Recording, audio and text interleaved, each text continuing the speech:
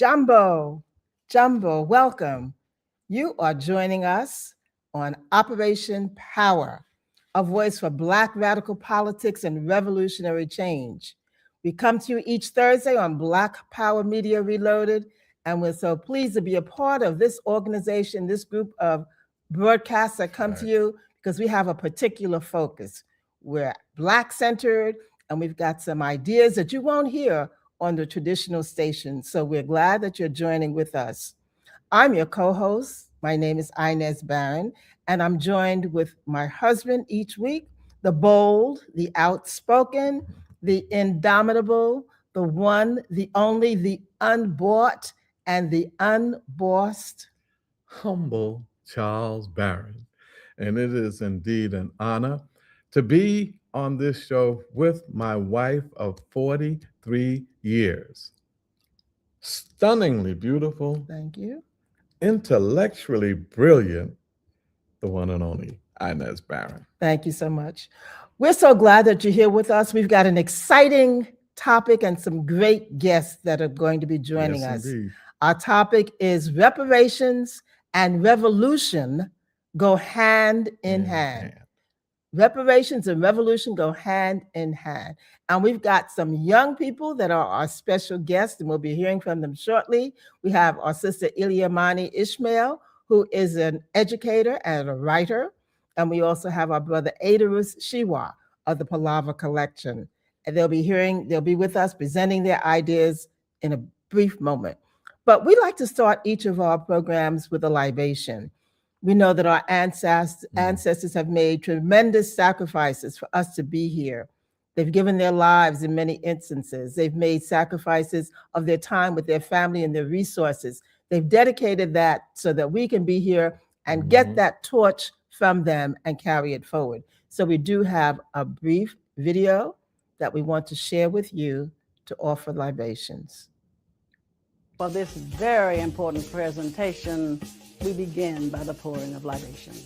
We pour libation first to our first ancestor, to that hidden one who, though hidden, manifests in all things as all things, that God-goddess idea in the universe by any and all names. To our first ancestor, we pour libation, Ashe. We pour libation too to our ancestors because they were the first people on this planet, mothers and fathers of all mankind, flashpoint of the human family. To those ancestors, we pour libation, Ashe. Pour libation too to our ancestors because they were the ones who first gave birth to the idea of civilization, knew we would need a form of governance, and they nurtured that idea along the Nile until it reached its zenith in Kemet.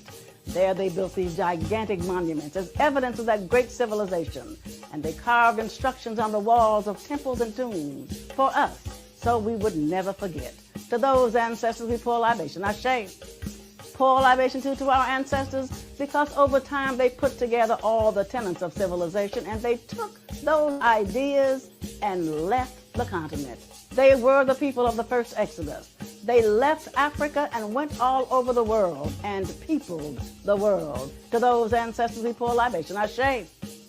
We pour libation too to our ancestors because they did not sit on their laurels. They continued to improve, continued to evolve, and at each point of evolution, they again would leave the continent and settle and resettle the planet. They met themselves coming and going. To those ancestors, we pour libation, Ashe.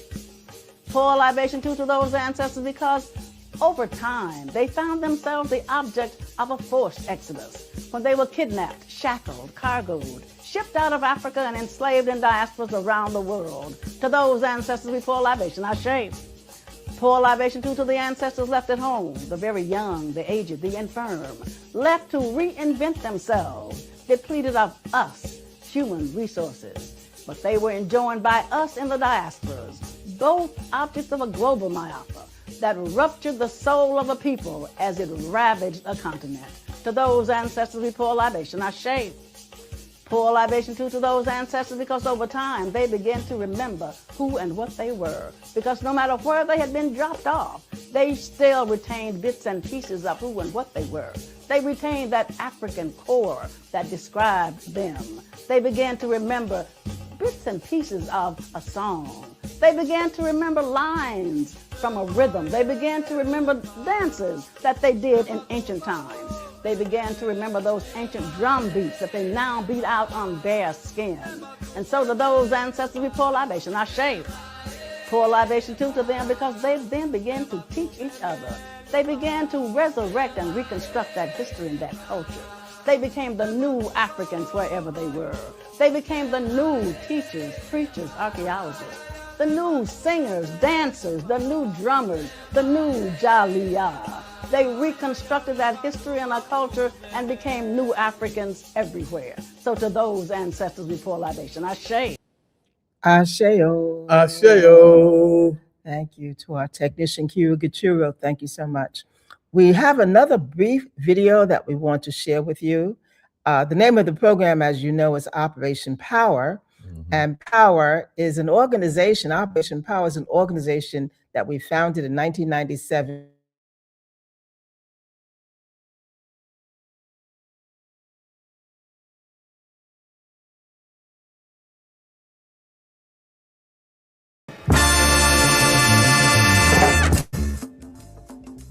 Operation P.O.W.E.R stands for People Organizing and Working for Empowerment and Respect.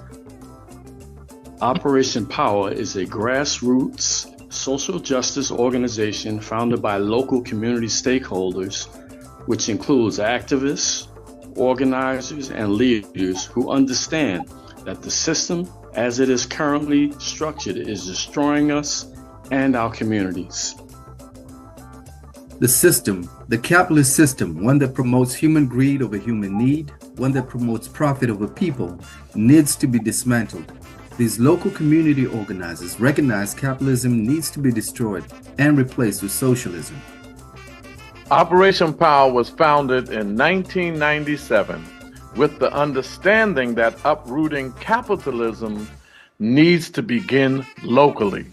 Operation P.O.W.E.R understood that our communities are the perfect vehicle to dismantle this parasitic capitalist system brick by brick, and the economic, political, and cultural institutions and other systems in place in our local community infrastructure. Whether it's the local school board, community board, city council, state assembly, all represents mechanisms to control the destiny of our people.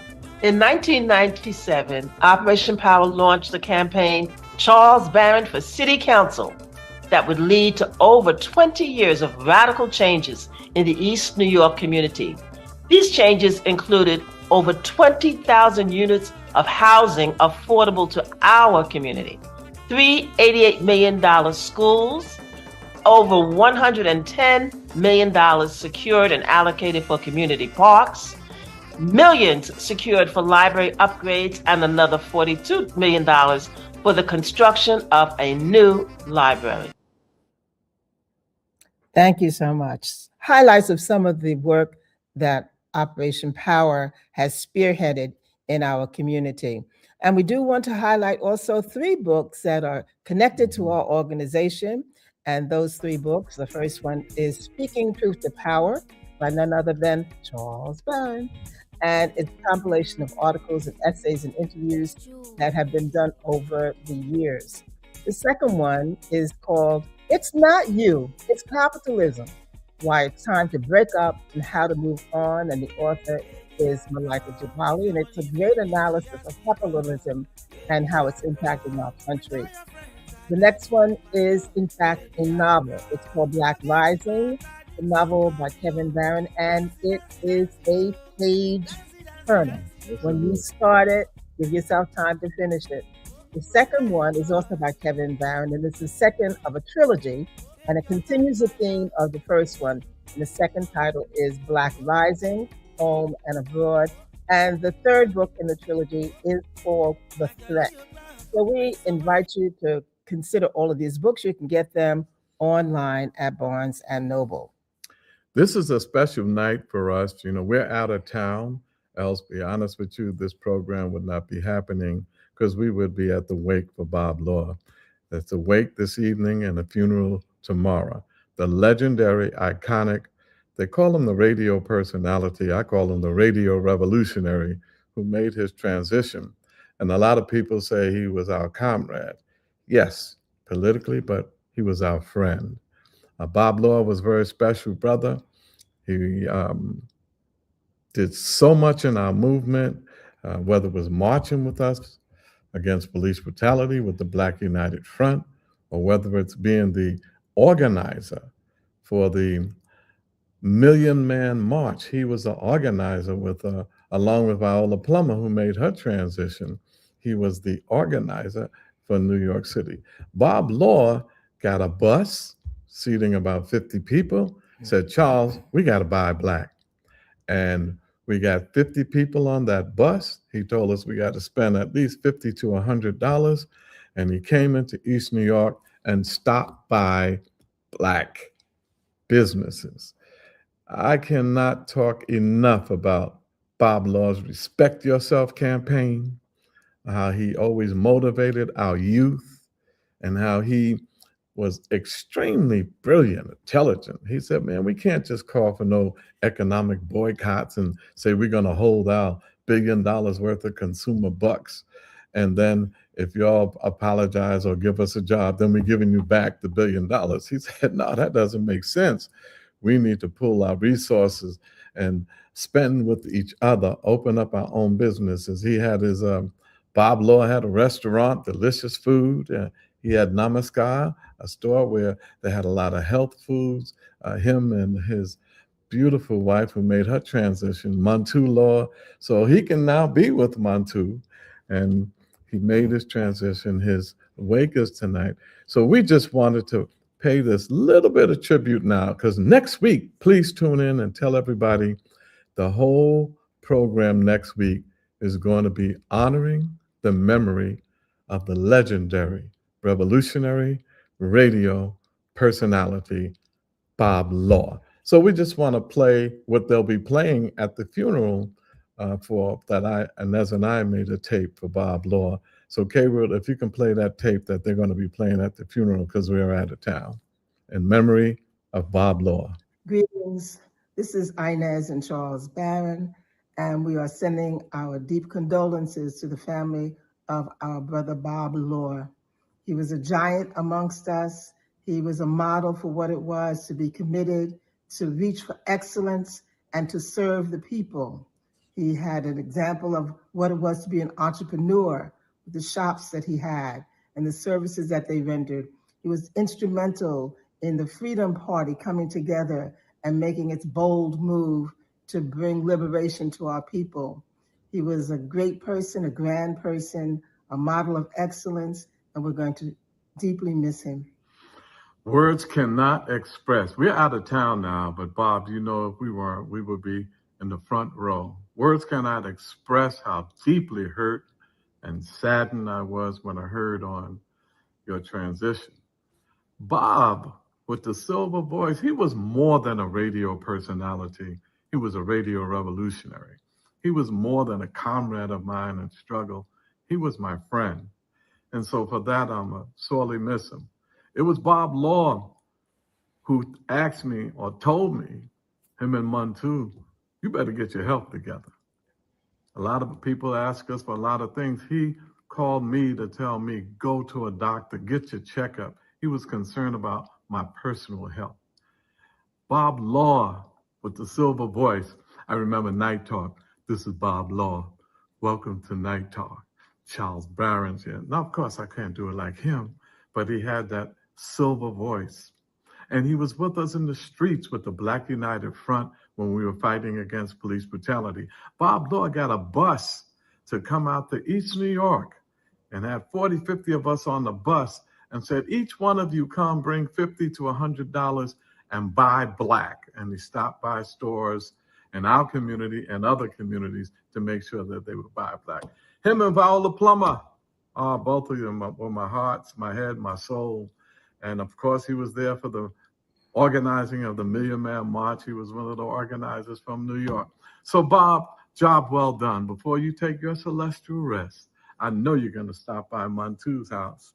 And before you take your celestial rest, stop by Malcolm X and Marcus Garvey. Stop by Harriet Tubman, stop by Assata Shakur and Afeni Shakur, or your comrades in struggle for a job well done. My brother, you're going to be sorely missed. I'm going to miss the phone calls and the encouragement and the counseling.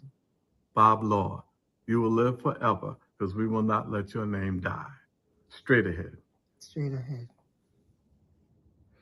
So that was our privileged message. We were honored that the family asked us to make that tape, and he will be sorely missed. But next week, we're going to go into details. You're going to hear his voice. You're going to hear from people.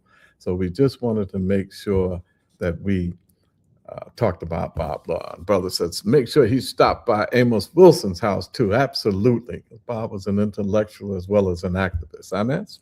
Great man, and he will be sorely missed, but he has a great legacy. He was always involved in our broader picture, not just singular. And I remember also he had a big container truck that we gave aid, right. Remember? Yeah. He didn't rely on the so-called system to provide services. No, he took action on his own. That was aid for the Katrina victims. For the Katrina victims, that's right. Sent down to Mississippi. Great man, and we'll be talking more about him in depth when we talk next week. So today, our topic, reparations and revolution go hand in hand. And Charles may make reference to Callie House and others in our history who were fighting for reparations. And for me, whenever I think about reparations, I think about Queen Mother Moore. Yes, Queen Mother Moore, born in Louisiana in 1898 and left us in 1994, I believe it was. Born in Louisiana. Her parents, her mom died and she was raised by her grandmother, and then her dad died. And it was a very difficult time. She was only in 4th grade, but she had enough sense to be able to manipulate and find ways to use the property that her father had left her to be able to rent a house for her and her sisters. And she was a great resource, a great person.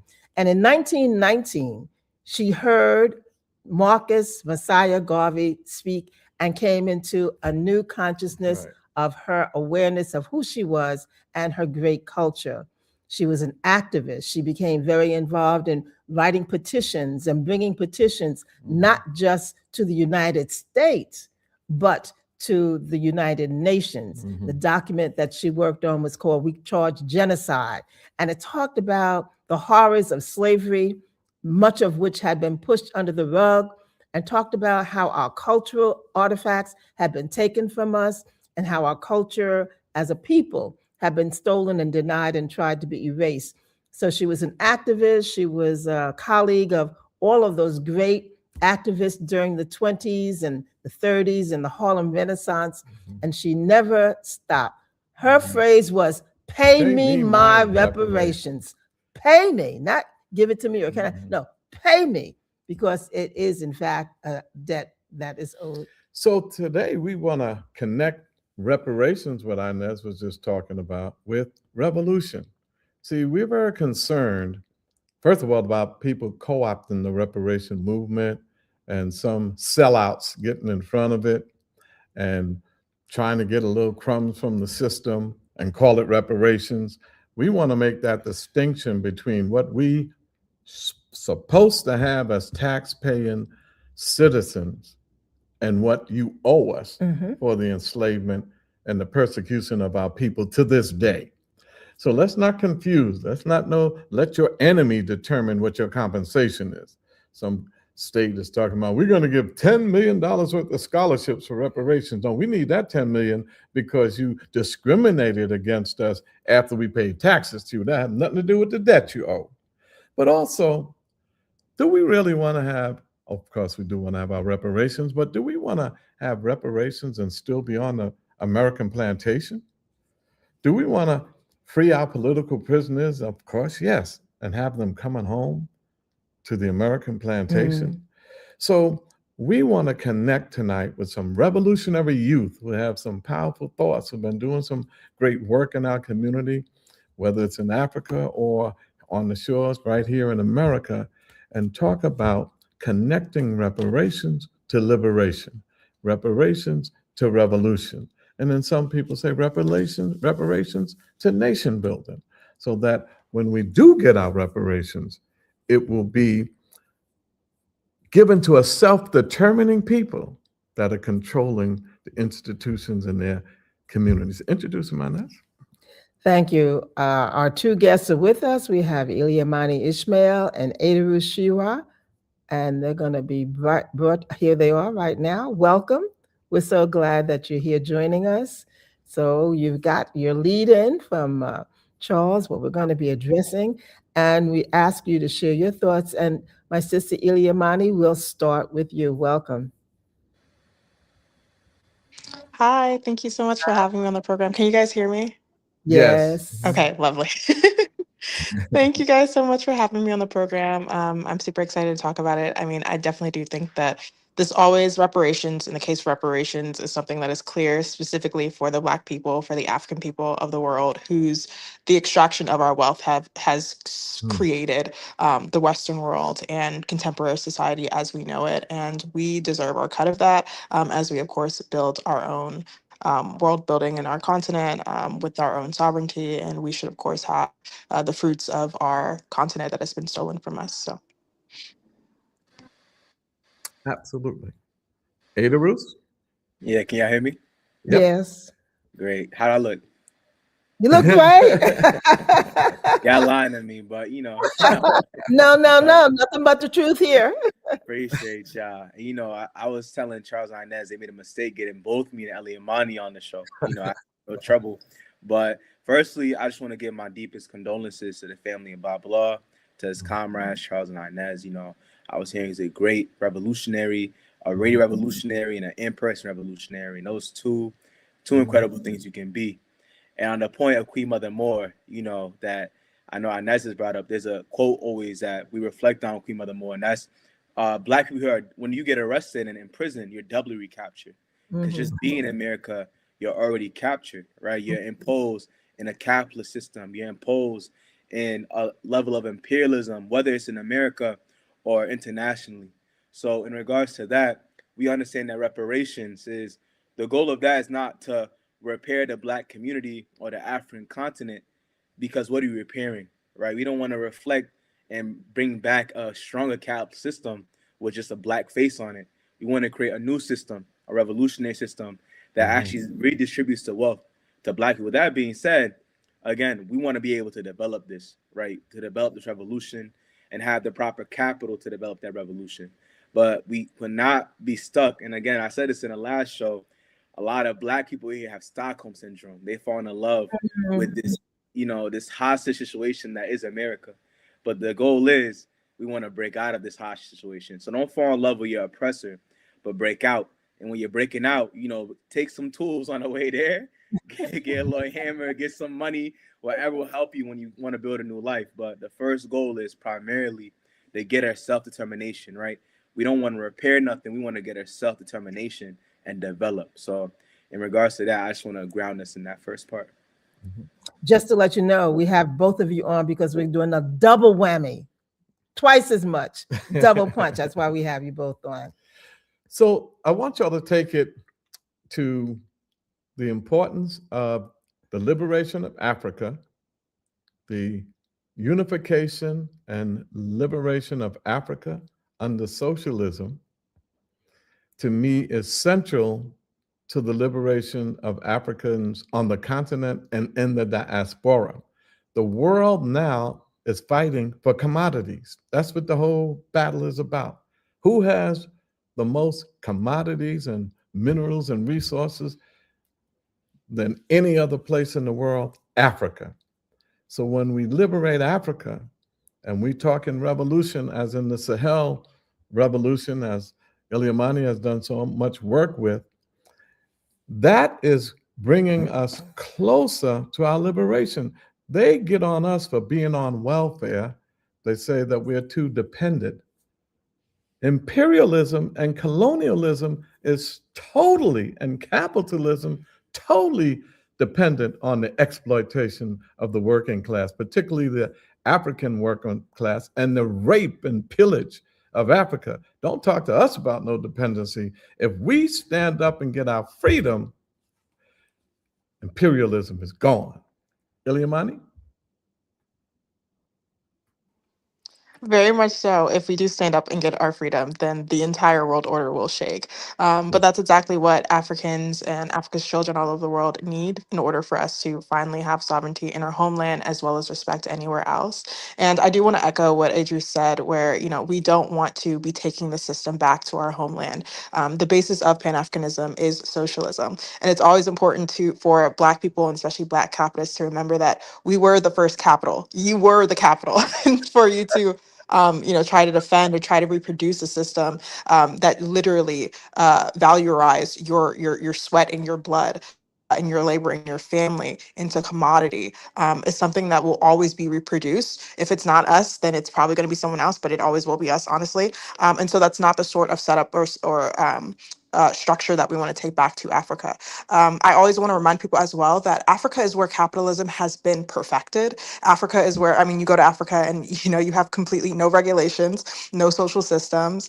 You can exploit as many people as you want to for the lowest amount possible. And so this is, I mean, we have to break capitalism in Africa in order to liberate us. And so, of course, the financial system that is going to drive the structure or drive the pathway to our liberation is, of course, going to be socialism. It's going to be the breaking of seeing us and our body and our families as tools, and instead seeing us as valuable members of society. So that's the first thing. And of course, I think it's also important just to remind Black people everywhere that, as Malcolm X himself said, the China man has respect because you respect China. The Irish man has respect because you respect Ireland. The Black person has no respect because you do not respect Africa. And so if we cannot not only create respect for our country, but of course create a system, a military system, an economic system, a political system that has respect and carries weight around the world, and can defend its children around the world, that's the only way that the African diaspora is going to be able to thrive in whatever corner of the planet that they find themselves in. But it's not before; it won't be before that at all. Well, while we have you on, give us an update on the Sahel Revolution, and you can start from scratch, and as though nobody knows about it, so that you can explain what the Sahel Revolution was all about, and the importance of it, and the success of it, and the challenges. So, the Sahel Revolution started in my home country of Mali in 2020 with the ousting of a president is basically a French pawn, as most of our elite class in Africa are, either French or the West. And he was deposed by a man named Goita. Assimi Goita, who is a very popular general. And there were actually two deposings.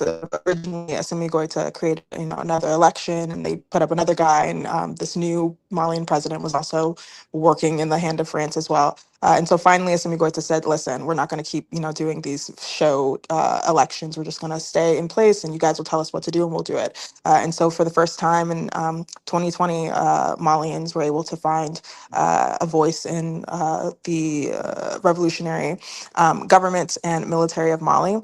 And after Mali fell into a revolutionary stance, Burkina Faso, which is a country right next to Mali, we're basically like, I have a comrade who lives in Burkina Faso, and when Mali fell into a revolutionary stance, she was telling us, she was like, all of my friends in Burkina Faso are like, wait, Mali, wait for us, we're coming, we're going to join you guys.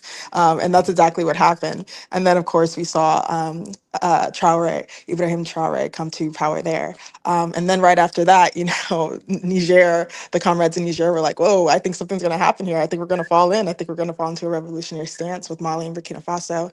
And then, of course, that has also happened. And so we have Chiani in Niger, and all together we are the AES, the Alliance of Sahel States. We are anti-imperialist, anti-colonial coalition and confederation of countries, the first, what we call a liberated zone in Africa.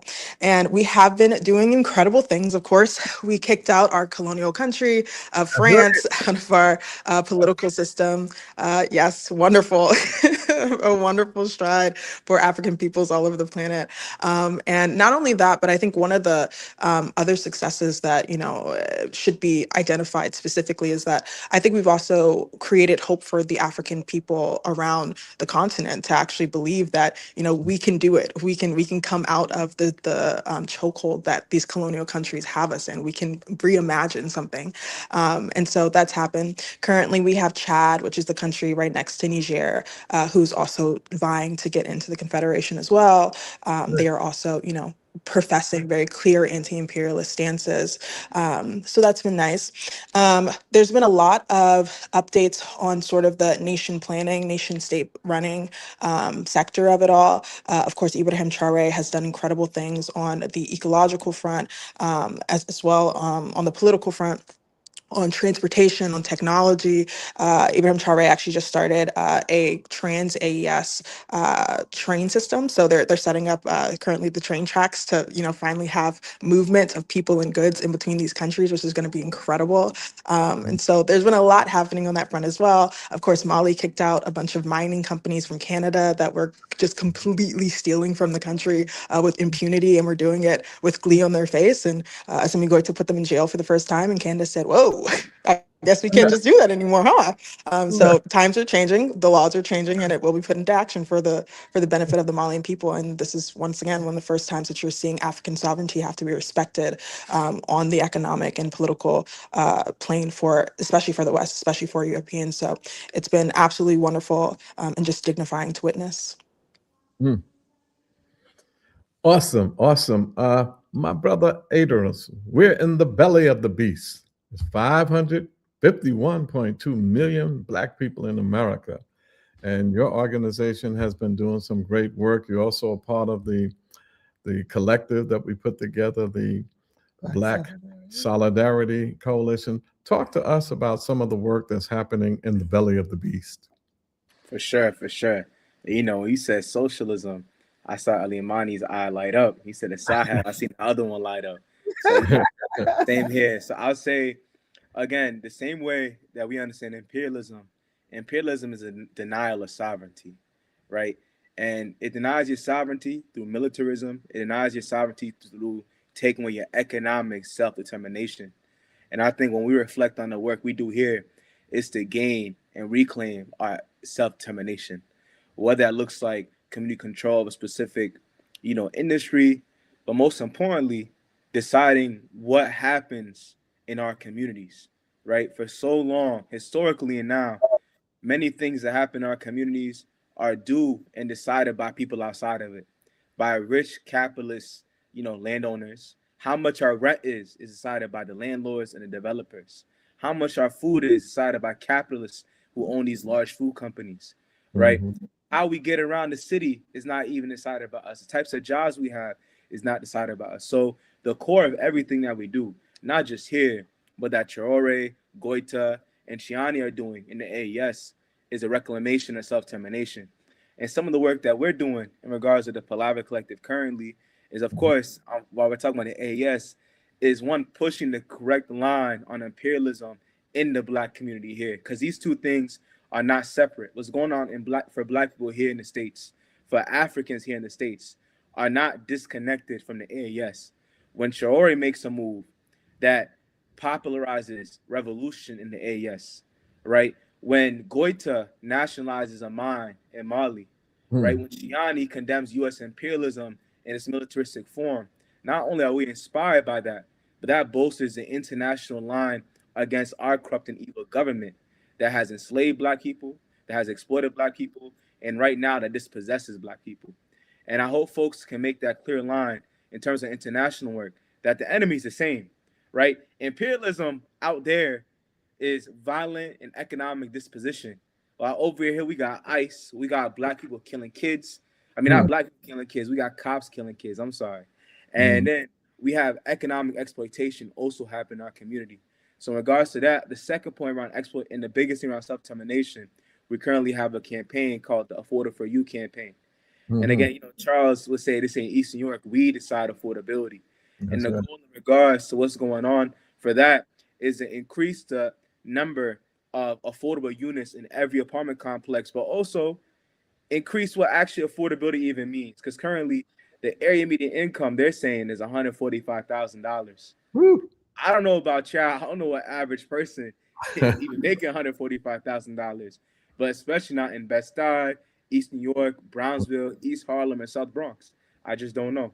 So in regards to that, we want to use a different metric that we decide, right? Which is 30% of the area median income, which could support people making $43,000 a year, households making that much. So that's another form in terms of like, and this is not a campaign run by any corporate landowner, any, developer, even nonprofits and such. These are grassroots organizations and the masses of New York coming together to decide affordability. And, we just reflect also around the fact of these things are very much connected. Recently put out a statement that landlords, developers, and these sellout politicians, unlike my brother Charles, who stood heavy and steady, and Inez, who stood heavy and steady, have been working in the system of capitalism. So if you see the system of capitalism has been so supportive of the disposition of Black people, of the impoverishment of Black people, and you want to go and make it stronger, again, I really question and I really worry for you. I really hope that you can hear us on this radio show, what each person is saying, because unless we're four crazy people in a call right now, and we analyzing why millions of people across the country and billions across the world are in poverty, and we're saying it's because of this, and even the people who benefit from that system are saying, yeah, y'all poor because we're exploiting y'all, and y'all don't agree. I just really hope either you can go and organize, or later on today, possibly see a psychologist. I don't know which one you can do. So in regards to that, though, again, a lot of it is just organizing the masses first to understand that our oppressor, that our exploiter is the same in Africa, in the Caribbean, and here in New York. And also that most importantly, though, we have self-determination, at least to organize, to build for our self-determination, to decide where economic means go to, and to decide how our people live for our peace, land, and bread. So that's going to work. In terms of the Black Solidarity Coalition, that's another point around self-determination, because there's multiple organizations that made the point that we decide we want to collaborate together, right? Because for too long, these capitalists, right, these bourgeois controllers have been collaborating, right? And for too long, Black people have been disunified. So in regards to that, with our self-determination, we decided to come together to only bolster and strengthen the Black revolution spirit, not just in New York City, but internationally, to say we decide what we want. And we have different pillars in which we're fighting for, like housing, like education, like employment for our people, and to combat the horrible incarceration system that doubly recaptures, as Queen Mother Moore would say, the Black person here. So in regards to that, we just want to strengthen our self-determination and also support the building of sovereignty in the AES throughout all of Africa as well, and throughout all the global South and the periphery countries that have been exploited for much too long. Well, a couple of people in the chat, just to let you know that, and then we'll kick it to Inez. One person said, "I'd like to hear that guy talk. That guy, yeah, I like him." And another person said, "Y'all got it right." Someone else says, "Yes, but you had it right. You got it right." So we're getting a lot of good comments from y'all. We always do when y'all come on. People really appreciate it. Inez?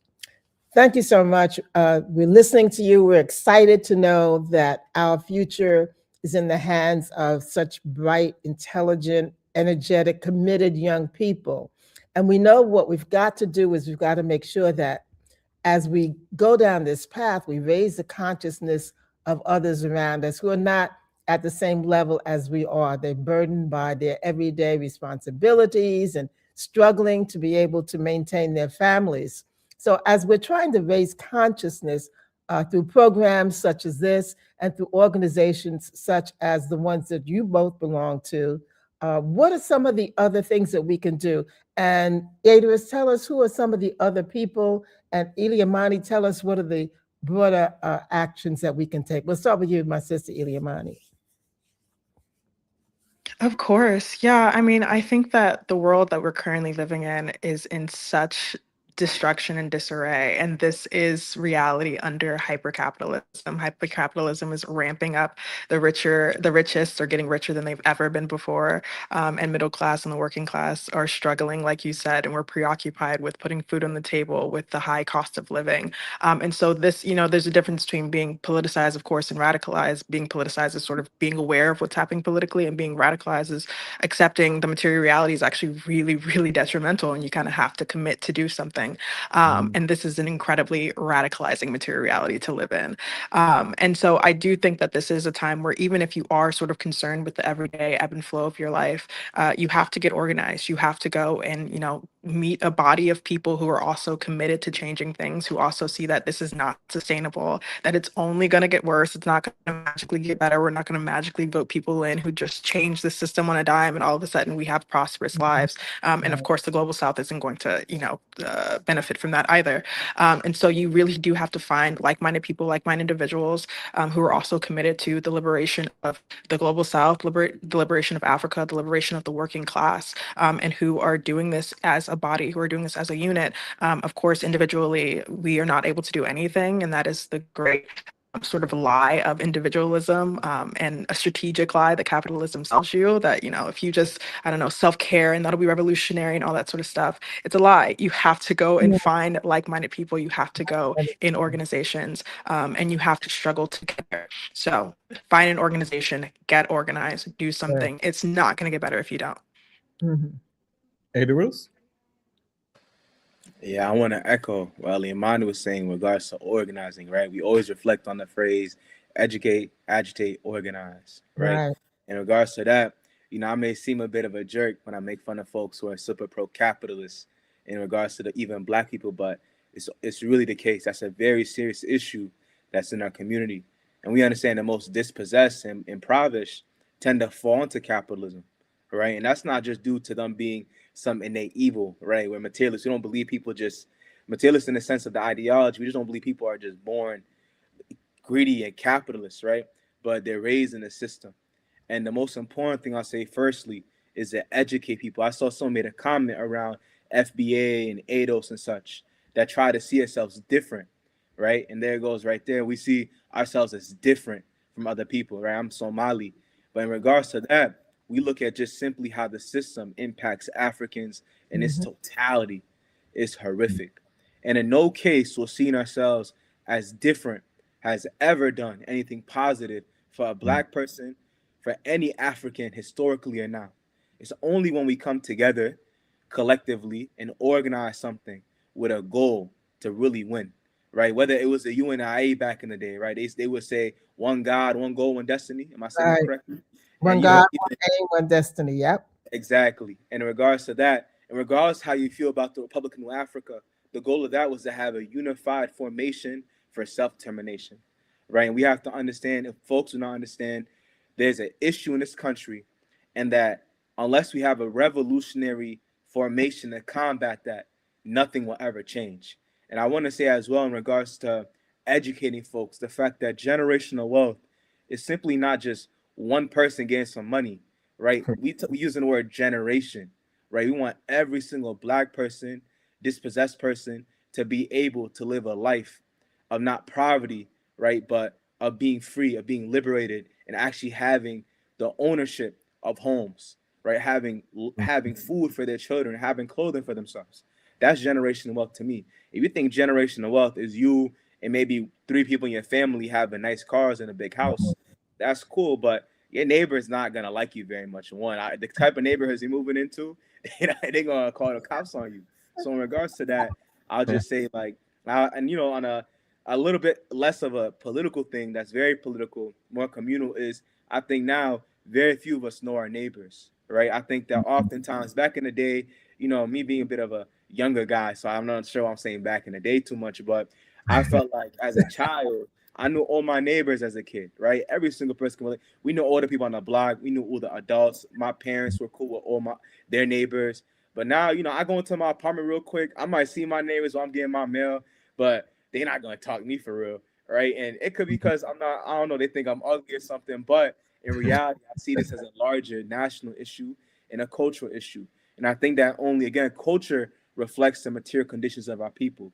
And these material conditions show there's a reason, a real reason why we're not unified right now. So I would say in regards to that, the first step to organizing, and I hope y'all not too shy, is just talk to people. Talk to people about real issues, right? Not brain rot, not 6-7 stuff, all that. Talk about real concrete issues that are impacting our people and are impacting the objective structure of your people as well. Y'all live in a neighborhood. There's something going on there y'all don't like. It can be a pothole. It can be that cops killing people. It can be that the landlord is driving up the rent. It can be something. But just talk to people about it and unify against it and organize against that. So I'll say that in terms of just steps we can take. Very important. You know, we are an African people. I always tell people, like the great historian Dr. John Henry Clark said, you're not who you are based upon where the ships dropped you off.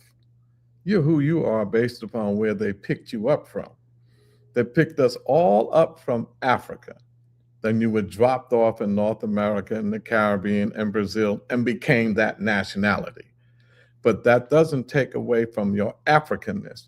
And we say reparations for all African people, whether you're from the Caribbean, from the continent, whether you're from Central America, South America. We are an African people. We have a common history of oppression, a common enemy, and we have a common heritage of our Africanness. So talk a bit about, in our last 10 minutes or so that we have, I know this is a big one, but we believe that the American empire is a dying empire. It is dying, but it is dangerous. We also believe that the American dollar is being devalued. And now the currency of China, the yuan, the currency of Russia, the ruble, the currency of India, the rupee, and all of these currency wars that are happening is because there are a scarcity of commodities. This is why imperialism is going crazy. This is why the liberation of Africa is so important, because as the population explodes, do you know they said in 1950 there were 2.5 billion people in the world? By 2011, there was 7 billion. And now there are 8 billion people in the world. And guess what? Most of that expansive population came from Africa, Asia, the Caribbean, and Central and South America. So as the population grows and the commodities become scarce, that's why we got to stick together as an African people and liberate Africa. So here's a tough one. Talk about the rise of BRICS. Brazil, Russia, India, China, South Africa, and now 20 other countries. And they're saying, the hell with the IMF and the World Bank and the dollar and the World Trade Organization. We're not afraid of NATO and none of that stuff y'all started after World War II. So BRICS and Africa and Asia, the global South countries are rising up and say, let's use our own. And why are you doing that? I'm going to leave a hard one from you. What do you think about this war on Iran? But let's just start with there. Iliamani? It is a big question, and I will try to be brief with like my initial reaction to it. But I do think that the war in Iran and the rise of BRICS and sort of like these third powers, multipolar world is deeply, deeply connected. And I think that the war in Iran has very much progressed that. This has left the U.S. in worse straits than it was before. One of the things that you said from the beginning, that the U.S. is a dying empire, but it is incredibly dangerous, has never been more present than right now. The U.S. is on a rampage, especially after Venezuela. There was sort of the belief that, because the U.S. military is formidable and they really can rain death and destruction wherever they want, that is sort of the only aspect that was necessary in calculating how they could achieve their, political imperial goals. But one of the things that Iran is showing is that, it's actually not that easy just to bomb countries and sort of get your way with them. And Iran has put up an absolutely incredible fight against that. And in doing so, they have, sort of introduced or reintroduced this balance back into the world chess pieces, and a balance that I think the global South really, really needs. And so anyways, of course, Iran has sort of initiated this, the Strait of Hormuz, the current currency that it's being conducted in. Half the time is now the Chinese yuan, which is incredible, and a complete change U.S. Or to U.S. currency dominance in terms of commodity exchange on the global stage. That's been a huge thing that's now new. And of course, now with this, sort of ceasefire that's happening, it's left Iran with a stronger chess piece, which is the Strait of Hormuz. Of course, before this war, the Strait of Hormuz was just sort of open, and Iran had never really utilized that tool in their kit. And now they're saying, well, now going forward, this is a tool in our kit. Going forward, you now have to pay us. So first of all, Iran is about to get very rich. They're about to get very wealthy from this exchange of tariffs and taxes that they're going to put on these ships that have to go through. So that's incredible. And also, they're emerging as a third world power. China, Russia, fourth, I guess, China, Russia, and the U.S. And Iran is very much being reintroduced onto the global stage as that, because they have held their own in this war, and they're coming out with I don't know, way position than they went in, as much as they have lost in terms of people and infrastructure and destruction that they have sustained, but they are coming out of it really having emerged as, hey, you can't just bully us around. And not only that, but now we also run the economy in this region, where you're going to have to go through us for it. And so that is once again only greatly accelerating this or multipolarity when it comes to who is controlling international economy now. Adarus? Yeah, I have full unity with Alimani said. And firstly, at the P.O.W.E.R Collective, our line is, we stand adamantly with Iran's right to defend itself against a U.S. imperialism that has killed hundreds of its people. And I think it's important that we understand imperialism walks on two legs, one economic and one militaristic. And right now it's limping very badly, right? We reflect back on what happened when they tried to do the tariffs last year, an absolute failure to U.S. hegemony. China little bro the U.S., right? They tried to do a tariff war with China, failed absolutely horribly. Now they try to, and this is a thing, oftentimes we find when the U.S. conducts direct military action, a beast does not show its teeth when it's hungry. It shows its teeth when it's scared, right? So in regards to the U.S., what it's doing, it understands that it's dying. It understands that it's economic might where BRICS is going on. Because the important thing that we talk about is imperialism is a denial of sovereignty, right? And right now, these other countries in the global south, after that tariff fiasco the U.S. tried to do last year, realize that the West is dying and they got to look east. And they can look east. They have the option now. And now they know also with what Iran is doing, that not only is there a new power in the Middle East or the Arab Iranian region, but more importantly, that they can stand on their own legs, right? The AS showing Africa, it can stand on its own legs. And that's coming from this idea, like Ali was talking about, a multipolarity. Currently, we live in a unipolar, right? That means one global superpower has the hegemonic force to control the world. But we're moving towards a world where there's multiple countries, as we're seeing right now, that can combat these powers. Economically, China, Russia are doing things against the U.S. currency. Right? The AES is able to have its self-determination to turn to China, to turn to Russia to develop itself. It doesn't have to take these nasty deals from the IMF and the World Bank anymore. Iran Iran says that strait is ours. I don't care how much bombs I got, how much guns I got. We have our sovereignty to decide what goes through that strait. And it's not going to be no bombs that's going to support the genocide of Palestinians and the bombing of Lebanese people. And in regards to that, we understand that imperialism is dying. But if y'all ever seen someone fight while they're dying, they fight really hard. They fight very, very hard. Dangerous. We got to be very tactical and militant in regards to how we understand things. But also know that it's dying, and it's dying in a very fast and scary way. It's going to fight. We have to support the struggles adamantly that are killing that dying man. Right? They don't have to be necessarily, because, I myself being a socialist, a communist, a Marxist, I do understand, though, what's primary, though, is the battle for sovereignty. What's primary is a moving into this multipolar world, right? The thing with Iran right now, the thing with the AES, though I think the AES is moving towards a socialist path, but that's more of assumption, I want to say, is that they're claiming their sovereignty, right? A lot of people, because we keep talking about the Pan-Africans, but I would argue that Pan-Africans and Black nationalists actually have a better line of fighting for their self-determination more than some socialists do, more than communists do, because they just look at the floor sometimes, some of these communists, and just think everything that's not perfect is bad.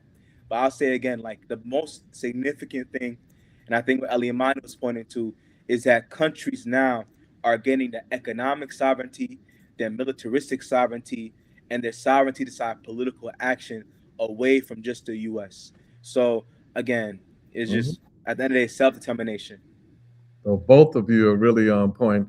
And we keep saying the global south, the global north, and people must understand that the G7, which is the global north countries, the imperialist countries, the G7 makes up less than 10% of the world's population, 780 million people. The global south, when you look at BRICS and the groups that are with BRICS, they make up 55% of the world's population. 4.5 billion people are with the global south now and joining BRICS. So when you look at those numbers, and y'all know that the GDP, the gross domestic product, is what they determine is the economic power of a country. Well, the global south countries' GDP is as high as 45 to 50% of the world's GDP. And the global north, G7, they at like 28, 30%. So that's the dying global imperialism, colonialism, and monopoly capitalism and the rise of these countries. So we got about 4 minutes left. Each one of you, if you want to take, Inez, you have anything? Just want to say that you've made us so proud. You've informed us, you've inspired us, and you've increased our hope for the future just by hearing both of you, your intelligence, your critical analysis of what's going on, and the projections that you have for the future. Just want to thank you so much. 2 minutes for Iliamani and 2 minutes for A-Doodles. That's the hardest task, huh? Y'all can do it. Let's closing remarks. Eliamani, you want me to start? Go ahead. All right. I'll just say right now we're in a very significant geopolitical stage, right? And I think right now, as we know, there's two sides to every geopolitical moment and era. And as we've seen, as Marx said, but also as a lot of Black revolutionaries like Cabral, Sankara would agree with, is that oftentimes, and every single time actually, we see that there's a change in that political system of the oppressed overcoming the oppressor. And right now, it's very easy when you're in that specific era, when you're the oppressed, to want to side with the oppressor. But I would say, though it has not been maybe in the last 10 years or 20 years, eventually the oppressed will come and they will win. So I really want us to know, and this is a call for every single person, if it's not just getting bread for your family, if it's not just getting land for your people, if it's not just getting homes for your people, I'll just say that we're on the winning side. So if anything brings you to the side of socialism, to the side of revolution, to the side of Pan-Africanism, it's simply that we will win. It has been shown scientifically, historically, again and again, right? There was colonialism. We overcame that.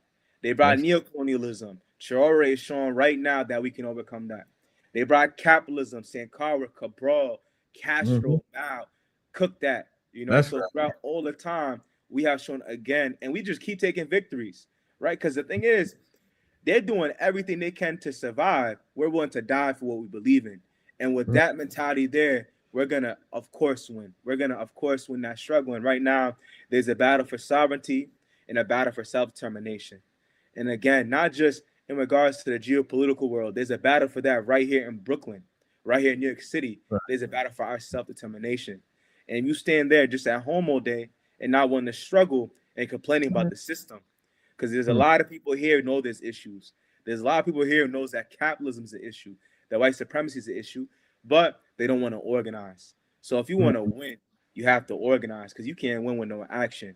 So I say again and again, if you want to have your self-determination, the first thing you can self-determine if you're going to do the work, right? Because once you do the work, you can win. So in regards to that, I'm fully faithful in the future to AES, in the future of the geopolitical global world that's killing imperialism as we see it. Imperialism is a moribund. They say moribund, like it's dying. It's a dying thing. And in regards to that, We're gonna, when it dies, and when the global South cooks imperialism, we're right here in the belly of the beast to finish the job. So just That's get right. ready, and I hope y'all ready to struggle. Well, you did a good job because I think we lost Eliamani. She was trying to get back in, but I'm sure she would ditto everything you said, and we certainly do. We want to thank you for coming on, and we had a couple of our chat folks saying, bring them back again. They said, Without a Ashe, doubt. bring them back. This is the second time, third time we have them, and they will be coming back again because they have such a clear direction for us. And all of their action is guided by ideology, a revolutionary ideology. You can't have praxis without ideology guiding it. So someone said, congratulations to Bob Law. Salutations. Salutations to Bob Law, yes. Bring them back again. Salutations to Bob Law. Mhm. The voice will be missed. Bob, I know you heard us. I know you looking down upon us. And we're going to honor you next week. Make sure y'all tune in next week because we're going to have a whole piece on Bob Law. You're going to hear his silver voice and hear from people who love him and work with him. And yes, indeed, they said, bring y'all back again. Yes, indeed, we will. Thank you so much, Adris. Thank you. Thank you Eliamani. guys, and my condolences again to Bob Law's family. Yes. Yes. And Black Power, we will win. We That's will right. win. We're winning. And as we say each and every week as we go off, that the truth shall set you free. And power is the great equalizer. Black power. Black power. Straight ahead.